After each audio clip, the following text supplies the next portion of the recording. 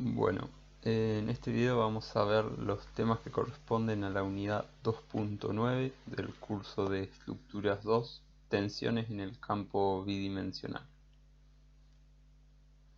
Entonces, para arrancar, lo primero que vamos a hacer es pensar en un cuerpo deformable, así como es el que se ve en la figura, un cuerpo de forma arbitraria en 3 dimensiones, que está solicitado por un sistema de fuerzas, ¿sí? Un sistema de fuerzas en equilibrio. Cuando se aplica este sistema de fuerzas, se originan dentro del cuerpo distintos esfuerzos internos, ¿sí? Que ya se vieron a lo largo del curso. Los esfuerzos característicos, ¿sí? Pueden ser esfuerzo de corte, flexión, axil, ¿sí? Y en conjunto estos esfuerzos característicos que aparecen también deformaciones en el cuerpo y tensiones. Acá se puede ver que se toma un pequeño elemento diferencial, ¿sí? En 3 dimensiones, un elemento de dimensiones diferencial de x, de y, de z, este paralelepípedo elemental, ¿sí? Y en cada una de las caras, ¿sí? Tenemos 3 ejes perpendiculares entre sí, x y z, y en cada una de las caras aparecen tensiones. Estas tensiones son, por ejemplo, si nos fijamos en esta cara va a ser una cara denominada cara I, ¿sí? Ya que la cara esta, el plano de la cara, es perpendicular al eje Y, ¿sí? O se puede decir que su normal coincide con la dirección Y. Entonces en esta cara va a aparecer una tensión normal denominada sigma I y 2 tensiones tangenciales que van a ser tau I z, la que tiene la dirección z, y tau I x, la que tiene la dirección x. Esa es la nomenclatura que se utiliza, lo mismo tenemos en las otras caras. Entonces en cada punto de este cuerpo deformable aparecen todas las tensiones, es decir, estas 9 tensiones.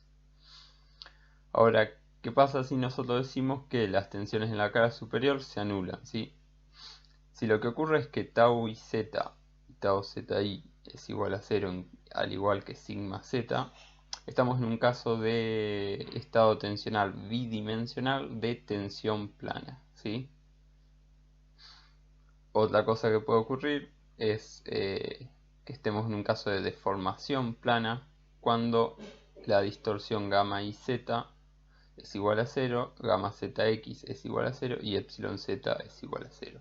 El caso de deformación plana se da en elementos cuya dimensión a lo largo del eje z es mucho mayor que las dimensiones en las otras dos direcciones, ¿sí? Es decir, un elemento de tipo prismático. Entonces en este video nos vamos a centrar en el caso de estado tensional doble o bidimensional, ¿sí? Esto hace que se simplifique y el elemento que antes estaba en 3 dimensiones ahora es este cuadradito, ¿sí? Ahora tenemos un cuerpo deformable pero en el plano, ¿sí? Con un sistema de cargas que también está actuando en el plano. Entonces nosotros si tomamos un elemento diferencial de dimensiones ahora de x, de y, aparecen estas tensiones que vemos acá, ¿sí? Sigma x, sigma y los correspondientes tau y x y xy.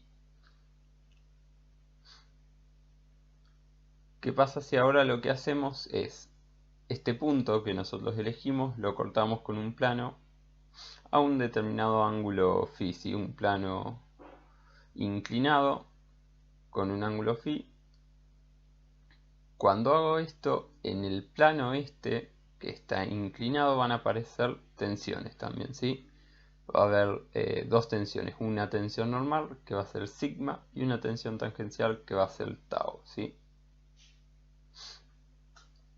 Estas tensiones tienen que estar en equilibrio con las otras tensiones que tenemos en las otras caras, ¿sí? Tenemos también la cara Y y la cara X, ¿sí? Es decir, tiene que estar en equilibrio con sigma X, el tau XY, con sigma Y y tau YX, ¿sí? Entonces, para poder lograr una ecuación que nos vincule estas tensiones que aparecen en este plano inclinado con las tensiones que nosotros en sí vamos a decir que las conocemos, ¿sí? Sigma x tau xy con sigma y tau x, vamos a plantear el equilibrio de este punto, ¿sí? Lo primero que vamos a hacer es plantear una sumatoria de momentos. Sumatoria de momentos respecto del punto 0 que tenemos acá, ¿sí? Cuando hacemos esta sumatoria de momentos podemos ver que tanto sigma phi, que sería la tensión normal en el plano inclinado, como tau phi, que es la tensión tangencial en el plano inclinado, pasan por el punto, por lo tanto no tienen brazo de palanca. Sigma i y sigma x también pasan por el punto, por lo tanto no aportan nada, y las únicas que aportan van a ser tau xi y tau ix. Entonces, para ver el aporte de estas tensiones, lo que tenemos que hacer es calcular la fuerza y el brazo de palanca. La fuerza está dada por la tensión por el área en la que está actuando, ¿sí? Entonces tenemos tau xi, que es la tensión, por el área en la que actúa, ¿sí? Que es esta cara de acá. Si nosotros denominamos que esta cara tiene un área denominada con la letra A, entonces esta cara de acá va a tener un área igual a por el coseno de phi, ¿sí? Ya que es la proyección de esta área sobre este eje. Entonces tenemos tau xi, la tensión por el área, a coseno de phi, por el brazo de palanca, que si esta dimensión es ds, entonces ds sobre 2 es este tramo, y por el seno de phi me da el brazo de palanca que corresponde con tau xi. Haciendo un análisis similar con el tau x, ¿sí? Ahora actuando en el área a seno de phi, por ds sobre 2 coseno de phi, ¿sí? El brazo de palanca, tengo los dos aportes e igualo a 0. Cuando igualo a 0 puedo ver también que en ambos términos aparece el área, el coseno de phi, seno de phi y ds sobre 2. Por lo tanto, todo eso se va y me queda que tau xi es igual a tau ix. Esta es la primera conclusión que podemos sacar. Después lo que vamos a hacer es hacer una sumatoria de fuerzas en la dirección sigma. Es decir que ahora vamos a trabajar con dos ejes, ¿sí? No vamos a trabajar con sumatoria de fuerzas en x y en y, sino que vamos a trabajar con sumatoria de fuerzas en la dirección sigma, que es esta de acá, y en la dirección tau, que es esta de acá, ¿sí? Estos van a ser nuestros ejes. Por lo tanto, en esta ecuación de sumatoria de fuerzas vamos a tener que tener en cuenta solamente las componentes que nos interesan en cada caso de sigma x, tau xi, ¿sí? De todas las tensiones, ¿sí? Por ejemplo, entonces, sumatoria de fuerzas en la dirección sigma. Tenemos que la tensión sigma phi actuando sobre el área A, esa la tenemos en su totalidad, ¿sí? Sigma phi por el área A, positiva, porque tiene la dirección del eje positivo. Menos, acá tenemos que utilizar la componente de sigma x que nos interesa. Si tenemos sigma x acá, nosotros queremos nada más la componente que está en la dirección del eje sigma. Entonces, sigma x por el coseno de phi es la componente por el área en la que está actuando, que es a coseno de phi. Lo mismo hacemos con sigma i por el seno de phi, la componente, el área en la que actúa es a seno de phi. Y lo mismo con las correspondientes tau xi y tau ix, ¿sí? Si ahora reagrupo un poco, ¿sí? Y tengo en cuenta después que tau xi es igual a tau ix, puedo llegar a esta expresión de acá.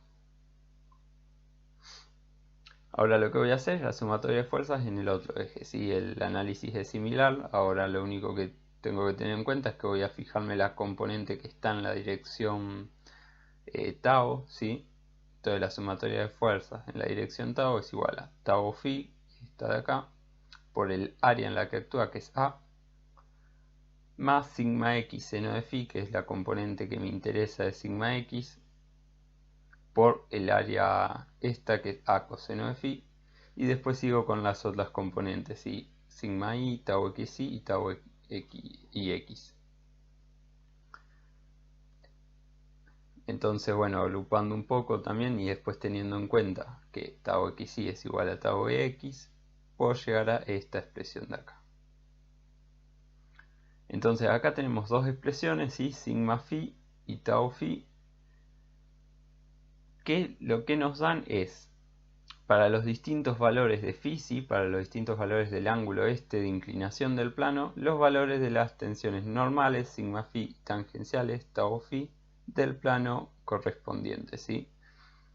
Teniendo en cuenta que los valores de sigma i, sigma x y tau xy son conocidos. Entonces, como decía recién, para cada phi tenemos un valor de sigma phi y un valor de tau phi.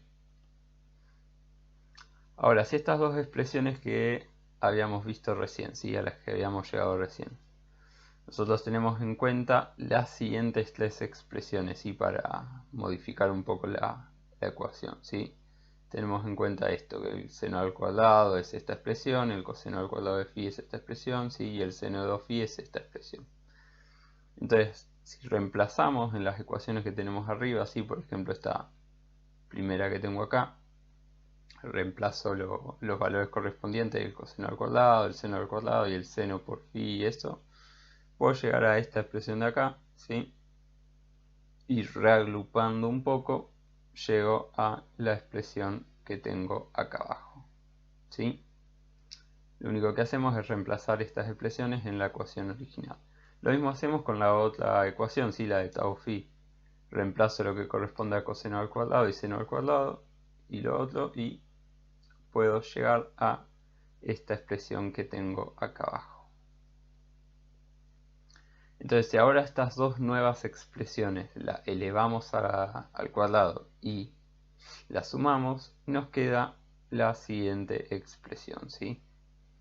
Que tiene la particularidad de que aparecen todas las tensiones que estábamos viendo, ¿sí? Aparecen en una misma ecuación, sigma phi, tau phi, y las correspondientes sigma x, sigma y tau xy. Esta es la expresión a la que llegamos. Se puede ver también que es similar a la fórmula matemática de una circunferencia. Esta es la fórmula de una circunferencia de ejes x e y, ¿sí? Entonces, si nosotros tomamos como ejes cartesianos ahora el eje sigma como eje horizontal y tau como eje horizontal, como eje vertical, perdón, podemos utilizar o podemos hacer una similitud de esta expresión con la de una circunferencia, ¿sí? Una circunferencia que tiene su centro en este punto de acá, ¿sí? De coordenada sigma x más sigma y sobre 2 en el eje horizontal sigma y 0 en el eje vertical tau, y un radio igual a esta expresión de acá, ¿sí? Esta circunferencia se la denomina circunferencia de Mohr, ¿sí? Y nos representa, o sea, los distintos puntos de esta circunferencia están representando las distintas combinaciones que puede haber en un punto de sigma phi y tau phi, ¿sí? Según el valor que le demos al ángulo S de inclinación, ¿sí? Entonces, recapitulando un poco, resumiendo, nosotros teníamos el cuerpo deformable, elegíamos un punto, en ese punto del cuerpo deformable hay infinitos estados tensionales dependiendo del plano con el que lo cortemos, ¿sí? Es decir, existen distintas combinaciones de sigma phi y tau phi. Y esas distintas combinaciones se ven en la circunferencia de Mohr, ¿sí? Acá se puede ver la circunferencia de Mohr, ¿sí? Podemos, por ejemplo, partir de este elemento que teníamos acá, ¿sí? Con las tensiones sigma x, tau xy, sigma y, tau y, ¿sí? Entonces, partiendo de esto, lo que vamos a hacer es ubicar los correspondientes puntos en la circunferencia. Nosotros tenemos esta cara de acá, la cara x, se puede decir que la vamos a llamar la cara A, ¿sí? Esta cara tiene una tensión normal y una tensión tangencial, sigma x y tau xy. Si yo ubico este punto, esta cara A en los ejes, en estos ejes sigma y tau, lo que tengo que hacer es ubicar sigma x, el valor de sigma x en el eje sigma, este de acá, y el valor de tau xy en el eje tau, este de acá. ¿Cómo sé que es positivo tau xy? Bueno, la convención es que si tau xy va para arriba es positivo y si va para abajo es negativo. Tau y x, que es el que aparece acá en la cara B, va a ser positivo si va hacia la izquierda y negativo si va hacia la derecha. Otra forma de verlo es que si yo roto la cara B a la posición en donde está A ahora, sí, es decir, el cuadradito este lo roto en sentido horario. Y tomo la misma convención que tomé para tau x, y, sí, o sea, roto esta cara para donde está B y me fijo si la flecha apunta para abajo o para arriba y va a ser negativo o positivo respectivamente. Entonces el punto A, el punto que me representa esta cara A, es este punto de acá. El punto que me representa la cara B, es decir, sigma i, ubico el valor de sigma i, acá se supone que es menor, acá con el tau ix corresponde, que es negativo. Entonces tengo dos puntos, ¿sí? Con estos dos puntos yo puedo trazar esta recta y generar la circunferencia, ¿sí? Cuando generamos esta circunferencia podemos ver una cosa. Por un lado que hay dos puntos de sigma que son importantes. Por un lado el valor de sigma máximo, ¿sí? Que vamos a denominar sigma 1. ¿Sí? Es el punto que tiene el valor de sigma máximo. Y también está el valor de sigma mínimo, que vamos a denominar sigma 2, ¿sí? Estos dos puntos también tienen la particularidad de que están sobre el eje sigma. Es decir, que las tensiones tau en esas caras, en esos puntos, son cero, ¿sí? Este punto de acá es sigma 1, 0. Y este punto de acá es sigma 2, 0. Las expresiones de las tensiones principales son esta de acá, ¿sí? Esta sigma 1 y sigma 2 se las denomina tensiones principales. Estas son las expresiones que se puede ver también en la circunferencia, ¿sí? Sigma medio es el punto central de la circunferencia, que no es más que sigma x más sigma y sobre 2, ¿sí? El promedio. Y después aparece más y menos tau máximo, que más y menos tau máximo es lo mismo que más y menos el radio de la circunferencia, ¿sí? El tau máximo, que es el que aparece acá, es el radio de esta circunferencia. ¿Qué tenía esta expresión de acá, si recordamos? Entonces, reemplazando estos valores podemos llegar a estas expresiones de sigma 1 y sigma 2, que son iguales, lo único que cambia es el más para el sigma 1 y el menos para el sigma 2. Entonces, algunas conclusiones que podíamos ir sacando de la circunferencia de Mohr. Por un lado, es que podemos calcular la tensión tangencial máxima con esta expresión del radio, ¿sí? Ya que la tensión máxima es igual al radio. Otra cosa es que las caras A y B en este dibujo, ¿sí? En el dibujo del estado tensional, las caras A y B, es decir, el eje X e Y, están a 90 grados entre sí, ¿sí? A diferencia de la circunferencia de Mohr, donde el punto A y B, ¿sí? Los puntos que representan a estas caras A y B, están a 180 grados entre sí. Es decir, que los ángulos que yo mido en la circunferencia de Mohr son el doble de los que mido en el dibujo del estado tensional, este que tengo acá. Las tensiones principales están a 90 grados entre sí, también sí, sigma 1 y sigma 2 de estos dos puntos están a 180 grados acá, es decir que están a 90 grados en el dibujo del estado tensional, ¿sí? Es decir, el eje en donde aparece sigma 1 es perpendicular al eje en donde aparece sigma 2, ¿sí? En este ejemplo, la dirección de la tensión principal sigma 1 está a un ángulo phi 0 del eje X, ¿sí? Como se ve acá. Si este punto me está representando al eje X y este punto me está representando al sigma 1, al eje de la tensión principal 1, este ángulo que tengo acá es dos veces, porque en la circunferencia de Mohr me da el doble, ese phi 0. Ahora, en la circunferencia de Mohr, por cómo tomamos el eje tau, que lo tomamos positivo para arriba, el sentido con el que mido este ángulo es contrario al sentido que yo le tengo que dar en el dibujo del estado tensional, ¿sí? Por lo tanto, en las próximas filminas vamos a tomar el sentido de tau positivo hacia abajo, ¿sí? Así, de esta manera, podemos medir los ángulos en la circunferencia de Moore en el mismo sentido que la estructura que estamos analizando, ¿sí? Este ángulo φ0 lo podemos calcular con la siguiente expresión, que se puede deducir también de este triangulito que se forma acá, ¿sí? Yo tengo este triangulito y digo la tangente de 2 φ0 es igual al opuesto, que es tau xy, sobre el adyacente, que no es más que sigma x menos sigma y sobre 2, este tramo de acá.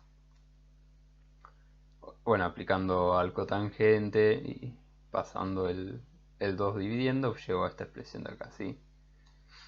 Que tiene la particularidad de que me da infinitas soluciones. Entonces, de estas infinitas soluciones va a haber un valor φ1 que corresponde a la tensión principal máxima 1 y otro valor φ2 que corresponde a la tensión principal mínima, ¿sí? Sigma 2. ¿Cómo sabemos qué ángulo corresponde a qué dirección, ¿sí? Tenemos estos dos criterios que vamos a utilizar. Lo primero que vamos a decir es que la dirección principal 1, es decir, sigma 1, siempre va a estar más cerca de la diagonal fraccionada de corte que de la comprimida. ¿Cuál es la diagonal fraccionada de corte y cuál es la comprimida? Bueno, si nosotros, por ejemplo, tomamos este elemento que tenemos acá, en donde tengo estas tensiones tangenciales, ¿sí? Nos vamos a enfocar solamente en las tensiones tangenciales, que aparecen acá también. Se puede ver que la resultante, por ejemplo, de esta tensión tangencial con esta que tengo acá, me da en este sentido, ¿sí? Me da dos fuerzas que están traccionando este sentido, o esta diagonal que tengo acá la están estirando, la están alargando. Y por lo tanto, la diagonal que tengo en el otro sentido la están comprimiendo, ¿sí? O se está acortando. Entonces, la que corresponde al alargamiento sería la diagonal traccionada de corte. Y la que corresponde al acortamiento sería la diagonal comprimida, ¿sí? Entonces, volviendo al criterio, la dirección principal 1 siempre va a estar más cerca de la diagonal traccionada de corte. Y por otro lado, la dirección principal de sigma 1 también va a estar más cerca de la dirección que corresponda a la tensión mayor entre sigma x y sigma y, que quiere decir que yo voy a tener un valor de sigma x y un valor de sigma y. Voy a fijarme cuál de los dos es más grande. Cuando se dice más grande se refiere a más positivo, ¿sí? O a el menos negativo en caso. Y la dirección principal 1 va a estar más cerca de ese valor, ¿sí? De uno de esos dos ejes, el que sea más positivo o menos negativo. Entonces, con estos dos criterios se puede ver en este gráfico de acá, suponiendo que sigma x es el valor más grande entre los dos, me quedan que sigma 1 va a estar en la zona doblemente rayada, ¿sí? Rayada por el criterio, por el primer criterio y el segundo criterio, que es esta zona de acá con esta zona de acá, ¿sí? Es decir, que sigma 1 sí o sí, bueno, pasa por el centro y va a estar en este espacio. Y sigma 2 es perpendicular, ¿sí? A sigma 1, así que va, si yo ubico sigma 1 ya puedo ubicar sigma 2. Entonces, como habíamos dicho anteriormente, para medir los ángulos de la circunferencia de Moore en el mismo sentido que la estructura, vamos a tomar el sentido positivo de tau hacia abajo. Ahora vamos a ver cómo ubico yo este ángulo en la circunferencia de Moore, ¿sí? Yo tengo mi circunferencia de Moore. Ahora el tau lo tengo positivo hacia abajo, ¿sí? Entonces, por ejemplo, para arrancar tengo que ubicar el eje X, ¿sí? El eje X va a tener su origen en el punto A, que es el punto de sigma 2, 0, ¿sí? Este punto de acá. Y ubico el punto que corresponde al eje X, que es el que me va a dar sigma X con el tau XY que corresponde, ¿sí? Es este punto que tengo acá. Si yo uno el punto A con B, me da el eje X. Ahora, el ángulo que aparece entre el eje X y el eje horizontal que me representa sigma 1 es phi 1, ¿sí? Este es el ángulo que yo tengo que girar el eje X en mi elemento para poder encontrar la dirección principal 1. Y el ángulo que forma el eje X con la dirección principal 2 es este que tengo acá, que está denominado phi 2, ¿sí? Esto es lo que yo tendría que girar el sigma X para encontrarme a la dirección principal 2. ¿Sí? Estos ángulos, como tomamos el sentido positivo de tau hacia abajo, los mido directamente en el sentido real. Vamos a ver un ejemplo para que se entienda un poco más todo esto que acabamos de ver. Vamos a tener esta estructura que tengo acá, ¿sí? Es una viga empotrada en voladizo, ¿sí? Empotrada en este extremo y libre en este. Tiene una carga puntual en el extremo libre, ¿sí? A una distancia h de esta sección, que es la que vamos a analizar. Y lo que vamos a calcular son los valores de sigma x, sigma y tau xi, así como también las tensiones principales sigma 1 y sigma 2. Entonces, lo primero que podemos ver son los diagramas, ¿sí? de corte y de flexión, ¿sí? El diagrama de corte me va a dar las tensiones tangenciales y el de flexión me va a dar tensiones normales. Estos diagramas son en la sección que yo estoy analizando, que es esta de acá, ¿sí? En donde están los puntos 1, 2 y 3. Lo primero que vamos a analizar es el punto 1. En el punto 1 yo tomo un pequeño elemento, ¿sí? En donde van a aparecer las tensiones. Ahora, ¿qué valores toman estas tensiones? ¿Sí? Estos valores los voy a sacar a partir de mis diagramas de flexión y corte, ¿sí? Entonces, yo lo que tengo que fijar es el punto 1, es decir, a esta altura, es siguiendo esta línea roja, ¿sí? Tengo que saber el valor de sigma en este punto y el valor de tau en este punto. Son estos valores que aparecen acá, ¿sí? En donde corta la línea roja los diagramas. Entonces, para arrancar, por ejemplo, con el valor de tau xi, que es el que quiero calcular, que es igual al valor de tau y x, ¿sí? El módulo es el mismo. Para eso tengo la expresión, ¿sí? Conocida del corte por el momento estático del área que tengo debajo, el iz y el b, que es el ancho de la sección, ¿sí? Con esta expresión, teniendo en cuenta los valores que corresponde, ¿sí? B es el valor del corte, que es la fuerza F. Este momento estático SA1 sería el momento estático del área que tengo acá rayado, ¿sí? Este A1, que es igual a el área esta, que es B por H sobre 4, ¿sí? Por el brazo de palanca que es 3 sobre 8 por H.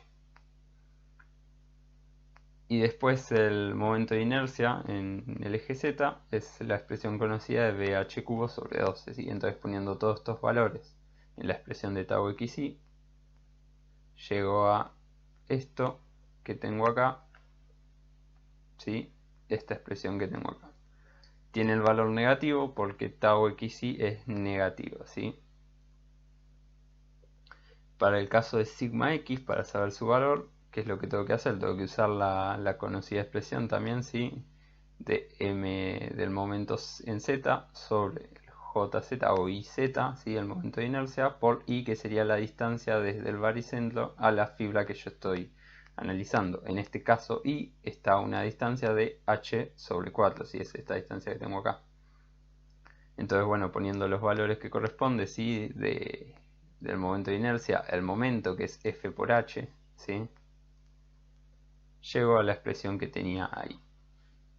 Entonces, en el punto 1, ¿cuáles son los valores de sigma x, sigma y tau xi? Estos que tengo acá, ¿sí? los que calculamos recién. Sigma i es 0, ¿sí? Ya que no tengo ninguna tensión en este sentido. Entonces, una vez que calculo estos valores, puedo ir a la expresión de las tensiones principales, ¿sí? Y calcular el valor de sigma 1 y sigma 2. ¿Sí? Acá tengo la expresión, pongo los valores que corresponden, ¿sí? Reemplazo y llego a estos valores de sigma 1 y sigma 2.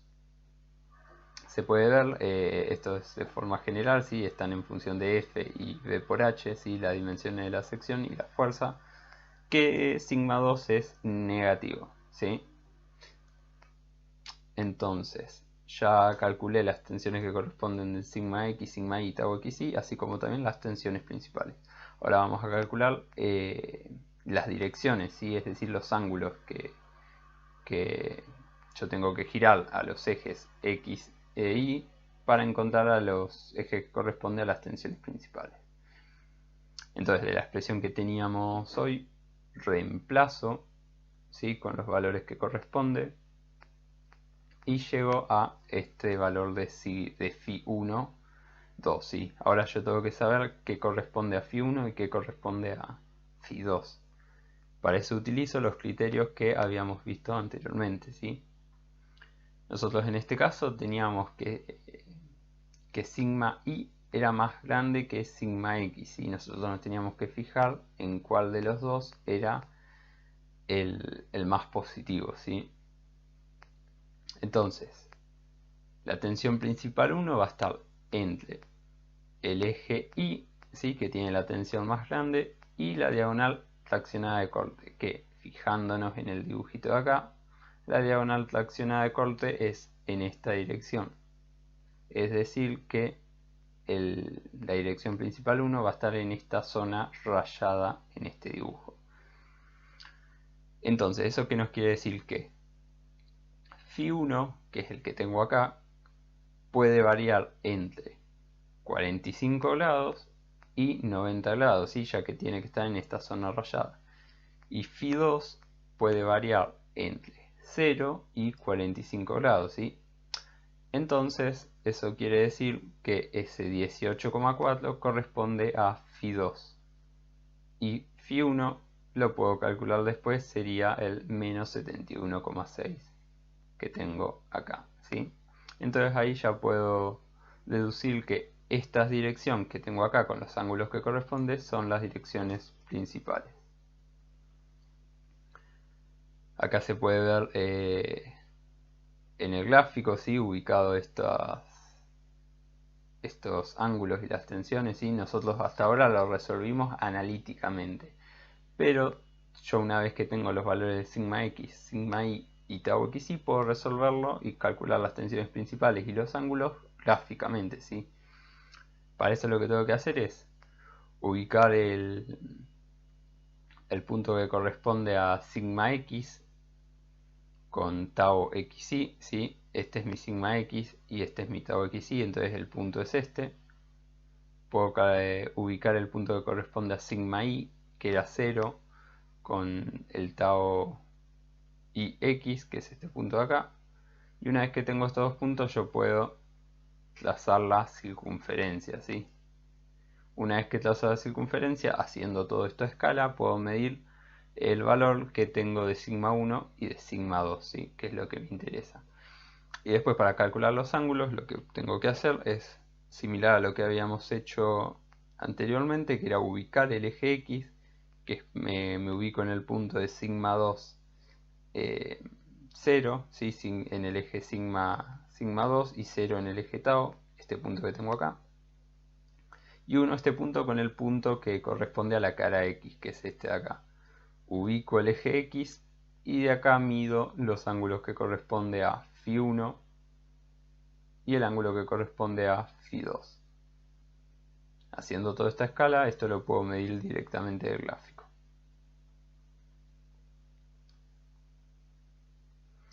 Ahora vamos a analizar el punto 2, ¿sí? El punto que tengo acá abajo. ¿Qué tiene de particularidad ese punto? Es que las tensiones tangenciales son 0 y nada más voy a tener tensión normal, ¿sí? De compresión en este caso, ya que las fibras de abajo se están comprimiendo debido a la flexión. Este es mi estado tensional, ¿sí? Es mucho más simple que el que teníamos anteriormente, solamente tengo sigma x. Y sigma x vale este valor de acá, si es igual a la expresión anteriormente, lo único que cambia es el i, la distancia a la fibra, que ahora es h sobre 2. Entonces me da este valor de acá de compresión, por eso negativo. Entonces, tengo que sigma x toma este valor y sigma i, al igual que tau xi y tau ix, es igual a 0. Este es un caso de compresión simple. Y en este caso de compresión simple, sigma 1 es igual a sigma i, que es igual a 0, ¿sí? Y sigma 2 es igual a sigma x, que es igual a esta expresión de acá, ¿sí? Si yo hubiera reemplazado en las expresiones de sigma 1 y sigma 2, me da estos valores de acá. Se puede ver también que esta es una cara en donde no existen tensiones tangenciales, por lo tanto ya directamente se podía deducir que era una de las tensiones principales, ¿sí? Entonces la otra iba a ser perpendicular, entonces ya sabíamos de antemano que sigma x era una tensión principal y sigma y igual a 0 era la otra tensión principal. En este caso el círculo de Mohr es el gráfico que tengo acá, ¿sí? Es un gráfico que yo tengo que ubicar, por ejemplo, sigma i 0 y sigma x, el valor que corresponde, 0 en tau también, y trazo la circunferencia y me da este gráfico de acá. El tau máximo va a estar dado por sigma x sobre 2 y el módulo de esta expresión, que es este valor que tengo acá, ¿sí? Sigma x sería el diámetro de esta circunferencia y dividido 2 me da el radio, que es igual al tau máximo. Ahora vamos a analizar el punto número 3, ¿sí? En este punto la particularidad es que las tensiones normales debidas a la flexión son 0, ¿sí? Ya que justo pasa por el eje neutro. Y la tensión de corte, o sea, las tensiones tangenciales tau, debido al corte, van a ser máximas, ¿sí? Toma su valor máximo. Esta era la expresión para las tensiones tangenciales. Entonces reemplazo con los valores que corresponde, ¿sí? Ahora, este momento estático del área que tengo debajo corresponde a B por H sobre 2, que sería el área, y el brazo de palanca sería H sobre 4, ¿sí? Sería del punto 3 del área que tengo debajo. Entonces reemplazando llego a este valor, es decir que sigma x, sigma y son iguales a 0, ¿sí? Y el único que tiene valor es el tau xi y tau ix. Este es un caso de corte puro. También es un caso particular. Si yo reemplazo en las expresiones de sigma 1 y sigma 2 los correspondientes valores, puedo llegar a que sigma 1 es igual a tau xi y sigma 2 es igual al mismo valor pero negativo. La circunferencia de Mohr es esta que tengo acá, si es una circunferencia centrada en el punto 0, 0. Si yo hubiera tenido que ubicar los puntos que corresponden a la cara X y a la cara Y, yo lo que hubiera hecho era ubicar esta cara de acá, que tiene tau xi y 0 en sigma, ¿sí? Es decir, este punto acá, y después hubiera ubicado el punto de acá, trazo la circunferencia y me daba cuenta que era una circunferencia centrada, ¿sí? Y los puntos que corresponden a sigma 1 y sigma 2 son iguales al radio de la circunferencia, así que que igualmente es tau xi. Entonces el tau máximo es igual a el módulo de tau ix o tau xi, que es esta expresión de acá. Entonces, siguiendo con el punto número 3, sí, que tenía esta distribución de tensiones, si yo calculo el ángulo para el cual se dan las tensiones principales, también me hubiera dado cuenta de que están a 45 grados del eje X e Y que tengo ahora, ¿sí? Es decir, las tensiones principales son estas que se ven expresadas acá. Estas son las direcciones principales a 45 grados de X e Y acá. Entonces se puede ver también que una de las tensiones principales es de compresión y la otra de tracción. Si ya en la circunferencia de mol que tengo acá se ve que un valor es tau xy de tracción y el otro valor es el mismo valor pero de compresión. Y la rotura de este elemento, ¿sí? Si se llegara a la tensión de rotura, se daría debido al plano más traccionado, ¿sí? Es decir, en este plano que tengo acá, ¿sí? A 45 grados del eje X que tenía anteriormente. Es decir, que el punto 3, que yo lo tenía ubicado por acá, si se llega a la tensión de rotura, ¿sí? En esa dirección, produciría una fisura en este sentido, ¿sí? Una fisura a 45 grados. Entonces, esta fisura de tracción por corte en el hormigón armado, ¿sí? Ya que el hormigón no resiste tracción, la puedo tomar con una barra de acero a 45 grados, ¿sí? Puedo ubicar una barra de acero acá, justo por el punto en donde yo creo que se va a producir esta solicitación, para que tome las tracciones por corte en ese punto, ¿sí? Se puede ver acá en este dibujo el armado de una viga de hormigón armado, ¿sí? En los casos de las vigas que tienen cargas distribuidas, los cortes máximos se dan en los extremos, ¿sí? Entonces en esos puntos es necesario tomar el corte. Y en los casos de carga distribuida, el momento positivo máximo se da en el centro. Entonces en esos puntos es importante tener barras que tomen las tracciones, ¿sí? Por flexión, es decir, estas barras que tengo acá. Ahora vamos a hablar de líneas isostáticas. Vamos a suponer en el ejercicio que teníamos recién, ¿sí? Vamos a suponer que partimos de un punto de esta viga, puede ser un punto de los que habíamos analizado, ¿sí? Nos paramos en el punto, calculamos el valor de sigma 1, sigma 2, ¿sí?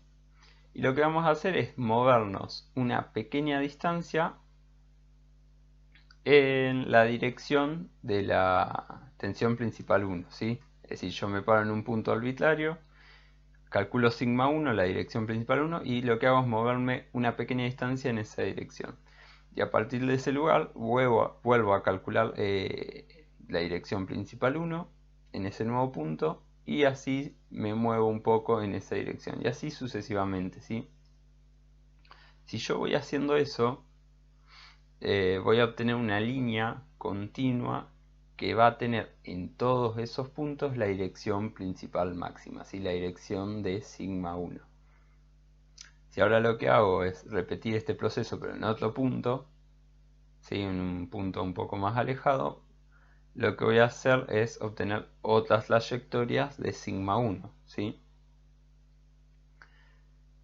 Y si hago esto mismo para la dirección de sigma 2, lo que voy a obtener ahora son trayectorias que en todos esos puntos de esa trayectoria, de esas líneas, voy a tener la dirección principal 2, ¿sí? Como sigma 1 y sigma 2 son perpendiculares entre sí en todos los puntos de la estructura, si las direcciones de sigma 1 y sigma 2 son perpendiculares, entonces las trayectorias de sigma 1 van a ser perpendiculares o van a cortar perpendicularmente a las trayectorias de sigma 2, ¿sí? Y se me va a generar una trayectoria de tensiones como las que aparece acá en la figura. Una red de líneas isostática. Que esto nos sirve porque nos da una interpretación gráfica sobre el comportamiento de la estructura, ¿sí? Toda estructura continua se comporta como una red de alambres traccionados o comprimidos, ¿sí? Este es un ejemplo de trayectorias de las tensiones para una chapa agujereada. Así se puede ver que existe una concentración de tensiones en estos puntos, así como acá se puede ver, por ejemplo, también la zona traccionada o comprimida. Y bueno, ahora vamos a hablar un poco del estado tensional triple, que lo habíamos, es decir, tridimensional, que lo habíamos presentado en la primera filmina, ¿sí? En el caso del estado tridimensional, nosotros tenemos ahora el elemento este de acá en 3 dimensiones, ¿sí? Con sus 3 caras, la cara en Y, en X y en Z, con las 9 tensiones que aparecen acá. Entonces, al igual que en el caso del estado tensional en 2 dimensiones, ¿sí? Bidimensional, existen tensiones principales, ¿sí? Direcciones que se denominan principales. En este caso, en el estado triple, existen 3 direcciones principales que son ortogonales entre sí, ¿sí? Son perpendiculares, para las cuales se cumple que las tensiones tau en esos planos, en los planos correspondientes a las direcciones principales, son nulas, ¿sí? Es decir, es similar al caso bidimensional. Ahora tenemos 3 tensiones principales, ¿sí? De las tensiones sigma posibles va a haber una que es sigma 1, que es la máxima entre todas las direcciones posibles. Después va a estar sigma 3, que es la mínima entre todas las tensiones posibles y de las distintas direcciones. Y va a haber un valor de sigma 2 que adopta un valor intermedio, ¿sí? Es decir, estas van a ser nuestras tensiones principales. En este caso, antes teníamos sigma 1 y sigma 2 y ahora tenemos sigma 1, sigma 2 y sigma 3. Después, la tensión tangencial máxima va a ocurrir en el plano bisector a 45 grados entre las direcciones de sigma 1 y sigma 3, ¿sí? Es decir, un plano como el que se ve acá en la figura. En este plano va a ocurrir la tensión tangencial máxima. Ahora, ¿qué pasa con la circunferencia de Morse? Sí, ahora va a ser un poco diferente. Nosotros antes lo que teníamos era una circunferencia y los puntos en esa circunferencia me representaban las distintas combinaciones de sigma y tau para los distintos ángulos que yo le daba al plano que estaba analizando, ¿sí? Ahora en el caso de 3 dimensiones no tengo solamente esos puntos de esa circunferencia, sino que tengo muchas más combinaciones que se representan en toda esta área rayada que se ve acá, ¿sí? Yo puedo acá ubicar el valor de sigma 1, este acá, el valor de sigma 2, que es un punto intermedio, y el valor de sigma 3, ¿sí? Se me generan estas dos circunferencias y toda esta zona rayada son los distintos estados tensionales posibles para los distintos planos que pasan por el punto, ¿sí? Esto es un poco del estado tridimensional. Nosotros lo que vamos a hacer ahora es a ver el estado bidimensional, que ya lo vimos anteriormente, como un caso particular del estado tridimensional, ¿sí? Es decir, vamos a centrarnos en el estado tridimensional y ver cómo llegamos al estado bidimensional a partir de eso, ¿sí? Entonces, hasta ahora al estudiar el estado doble solo se tuvo en cuenta las tensiones que aparecían en planos perpendiculares al del dibujo, ¿sí? Es decir, paralelos al eje Z. Sin embargo, hay otros planos y hay una infinidad de planos oblicuos que no se habían considerado, ¿sí? Que existen tensiones que ahora las vamos a tener en cuenta. Entonces, para hacer este análisis que vamos a hacer, primero vamos a considerar que sigma Z, es decir, la tensión en la dirección Z, va a ser una de las tensiones principales. Y esto nosotros lo vamos a fijar ahora, ¿sí? Va a ser una de las tensiones principales del estado tridimensional que vamos a analizar. Y va a ser igual a 0, ¿sí?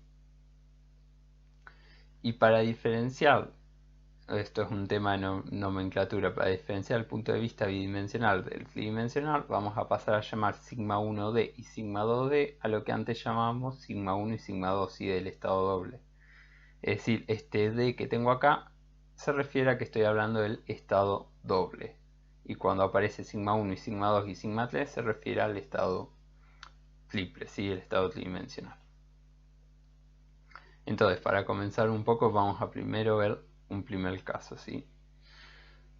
En el caso en donde en el estado doble sigma 1 y sigma 2 son de tracción, nosotros ¿qué hacíamos? antes teníamos las direcciones principales sigma 1 y sigma 2D, ¿sí? Sigma 1D y sigma 2D, los ubicábamos acá y me daba esta circunferencia que tengo acá en negro, ¿sí? Remarcada.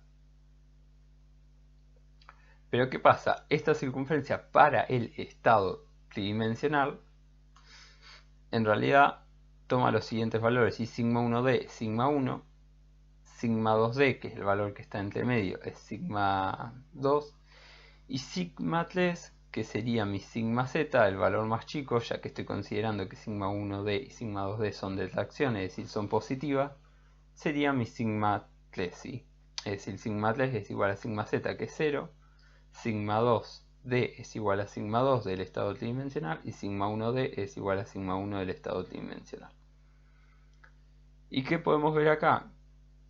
Que hasta ahora solamente habíamos considerado la circunferencia remarcada acá en negro, sí, en un color grueso.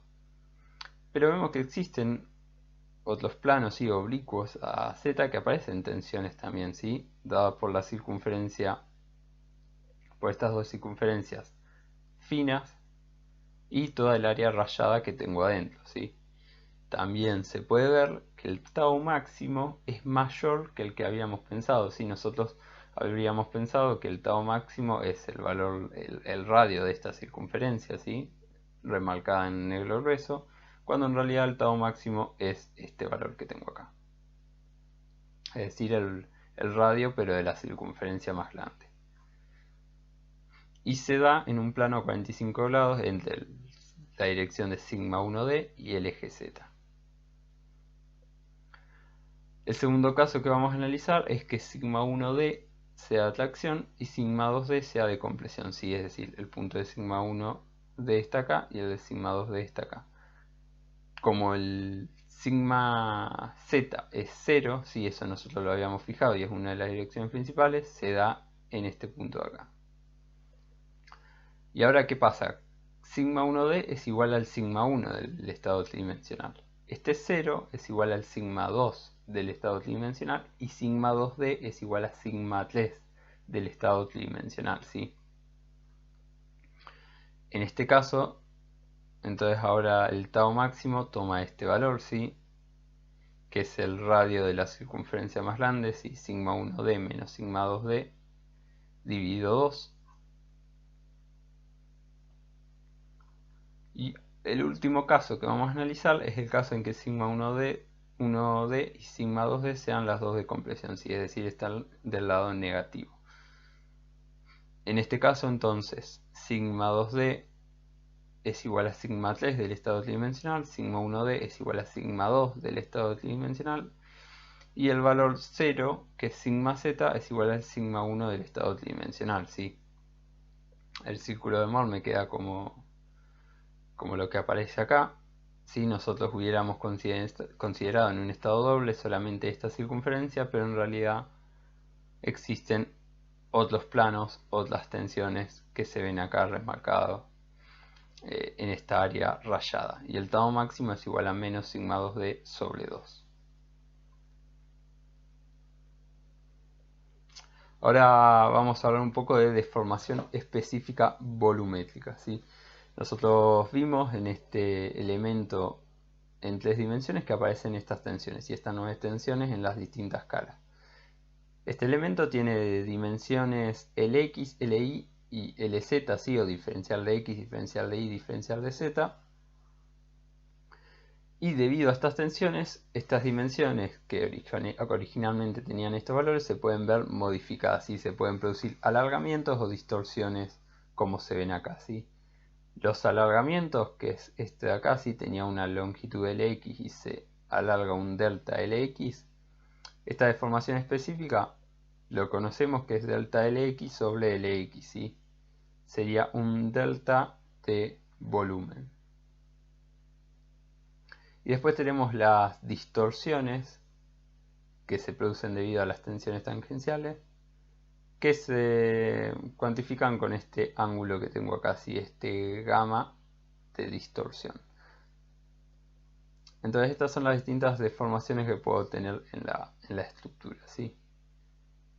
Se puede ver que con las distorsiones gamma no aparece un delta de volumen. Sí aparece una distorsión en el volumen, pero no una variación en su volumen.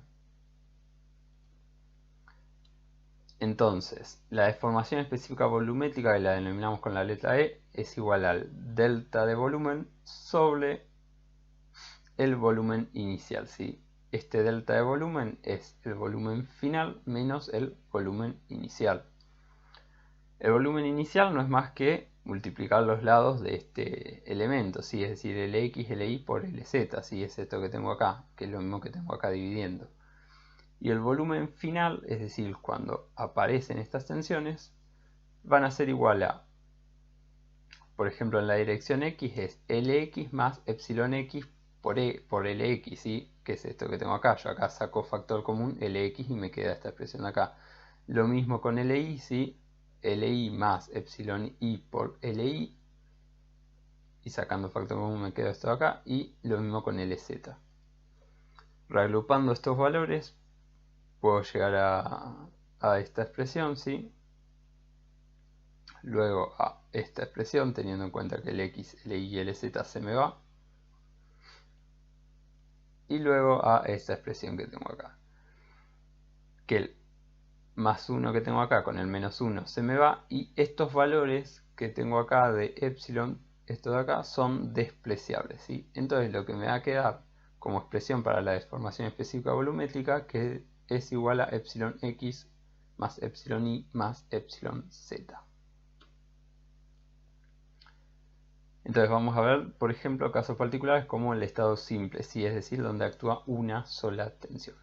Si yo tengo un elemento en donde solamente actúa una sola tensión, como puede ser, por ejemplo, sigma x, debido a sigma x se me va a producir una deformación en el sentido del mismo eje, ¿sí? En el sentido del eje x, que va a ser epsilon x, ¿sí? Que conocemos esta expresión, que es igual a sigma x sobre e, ¿sí? Siendo e el módulo de elasticidad. Cuando aparece esta tensión en la dirección X, también se van a producir deformaciones en el sentido transversal, ¿sí? Es decir, se van a producir deformaciones epsilon i, deformaciones específicas epsilon z también, que van a estar cuantificadas según el valor del coeficiente de Poisson, ¿sí? Este mu que tengo acá. Negativas porque cuando yo estiro, ¿sí? Cuando yo tracciono en una dirección, en las otras direcciones transversales se acorta. Entonces, el aporte de sigma x para la deformación en las direcciones transversales y z es este aporte que tengo acá, ¿sí? Menos mu sigma x sobre el módulo de elasticidad. Y para este caso, bueno, la deformación específica volumétrica sería epsilon x más epsilon y más epsilon z, que son estos valores que tengo acá. Ahora, ¿qué pasa cuando está actuando todas las tensiones? ¿Sí? Cuando están actuando todas las tensiones, voy a tener que epsilon x va a tener el correspondiente aporte de sigma x más el aporte de sigma y y sigma z. Son tensiones que están actuando en otros ejes, pero con el coeficiente de Poisson tienen cierto aporte a la deformación en la dirección X. Lo mismo pasa con epsilon i y lo mismo pasa con epsilon z, ¿sí? Cada uno tiene el correspondiente aporte de la tensión que actúa en ese mismo eje y después también el aporte de las tensiones que actúan en ejes perpendiculares, como en este caso sería sigma i o sigma x. Entonces, bueno, si yo hago las cuentas y tengo que la deformación específica volumétrica es igual a epsilon x más epsilon y más epsilon z, llego a esta expresión de acá. Y acá tengo 1 menos 2 por el coeficiente de Poisson, ¿sí? En general, este valor del coeficiente de Poisson, ¿sí? Es positivo, ¿sí? Ya que una elongación longitudinal corresponde a una contracción transversal, ¿sí? Y bueno, y viceversa también. Entonces tenemos que es mayor a 0, ¿sí? Si suponemos un estado tensional isótropo, ¿sí? Donde sigma x es igual a sigma y, que es igual a sigma z, es decir, igual a un valor arbitrario, entonces la expresión que tenía acá se transforma en esta expresión de acá, ¿sí? Que se puede ver que si sigma es de tracción, este valor de la deformación física volumétrica tiene que ser positiva, ya que se produce un incremento de volumen, y para el caso de que sigma sea de compresión, esta expresión tiene que ser negativa, ¿sí? Es decir, se disminuye su volumen. Y para que pase esto, se tiene que cumplir que 1 menos 2 por el coeficiente de Poisson sea positivo, ¿sí? O sea, es decir, el signo de esto me lo da la tensión sigma, es decir, esto tiene que ser positivo. Y es decir que el coeficiente de Poisson está entre 0 y 0,5, ¿sí? Ahora vamos a hablar un poco del trabajo interno específico de deformación, ¿sí? Vimos que el elemento se deforma y entonces aparece un trabajo interno, ¿sí? De deformación. Primero podemos analizar este elemento que tengo acá, ¿sí? Que sufre un alargamiento en la dirección X y tenía una dimensión diferencial de X, que luego se produce un delta de X. Entonces el trabajo interno, como esta fuerza, esta tensión va apareciendo a la vez que va apareciendo la deformación, en un diagrama de tensión deformaciones o de fuerza y deformaciones, sería una recta, ¿sí? Lineal con una determinada pendiente, ¿sí? Y el trabajo interno de deformación es el área bajo esa curva. Es decir, que el trabajo interno es el área bajo un triángulo del diagrama de fuerzas deformaciones, ¿sí? Es decir, que va a estar dado por un medio de la fuerza por la deformación, es decir, un medio de la fuerza, que es sigma x por el área en la que actúa, que en este caso que estamos analizando es diferencial de y por diferencial de z, por la deformación, que es epsilon x por diferencial de x, ¿sí? Es este delta x que se produce acá.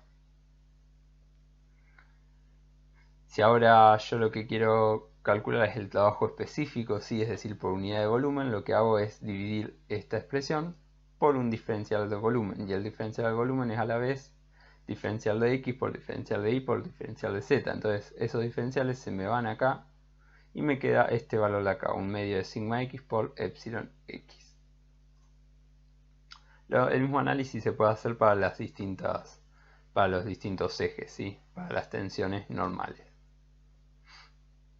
El resto de las tensiones, ¿sí? No produce trabajo debido a la deformación en la dirección X, ya que o son perpendiculares a esta deformación o se anulan, como en el caso de las tensiones tangenciales que tienen la dirección de X, ¿sí? Se anulan en las caras opuestas. Para el caso de las deformaciones, las distorsiones debido a las tensiones tangenciales y estas distorsiones gamma ZI, por ejemplo, también se produce un trabajo. El análisis es similar, ¿sí? Tenemos un medio de la fuerza sería tau ZI por el área en la que está actuando, que sería dx por dy, por la deformación delta z, que es igual a el ángulo de distorsión gamma ZI por diferencial de z. Entonces llego a esta expresión que tengo acá, ¿sí? Siendo el trabajo específico. Cuando se tiene el caso general, ¿sí? El caso completo de deformación, se superponen los distintos trabajos en cada una de las componentes, ¿sí? Es decir, voy a tener esta expresión que tengo acá para el eje X, el eje Y y el eje Z, así como esta expresión que tengo acá para las distintas direcciones también. Si tengo en cuenta lo que habíamos visto anteriormente, los valores de epsilon x así como el valor de epsilon z y de epsilon i, así como el valor de gamma xy, gamma xz y gamma iz, puedo llegar a esta expresión que tengo acá abajo. ¿Sí?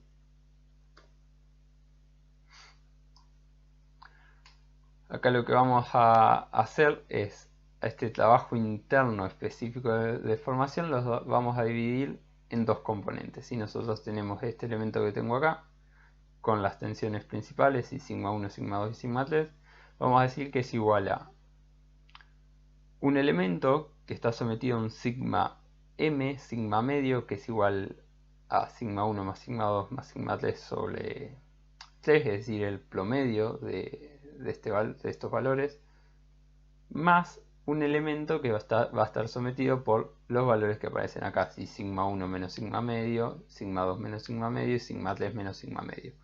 Esto para que la suma de esto más esto sea igual a esto que tengo acá, ¿sí? ¿Y esto para qué?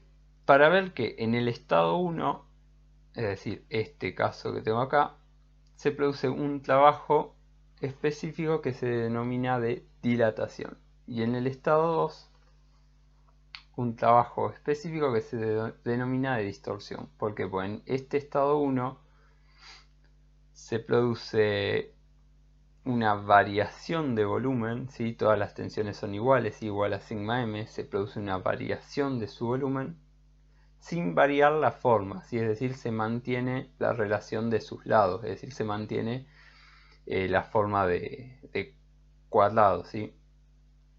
Y en el estado 2, este que tengo acá, que se denomina de distorsión, hay variación de forma, pero no hay variación de volumen, ¿sí? Acá se puede ver que este valor de E es igual a 0, ¿sí? Es decir, no hay variación de volumen, sí hay variación de forma, es decir, uno es diferente al otro. Y si yo reemplazo en la ecuación de trabajo interno que teníamos por los correspondientes valores, llego a estas expresiones que tengo acá. Si voy a tener un trabajo interno específico de dilatación correspondiente al estado 1 y un trabajo específico de distorsión correspondiente al estado 2, ¿sí? Siendo G el módulo cortante, ¿sí? Que está relacionado con el módulo de elasticidad y el coeficiente de Poisson. Bueno, hasta acá este video, espero que se haya entendido. Hasta luego.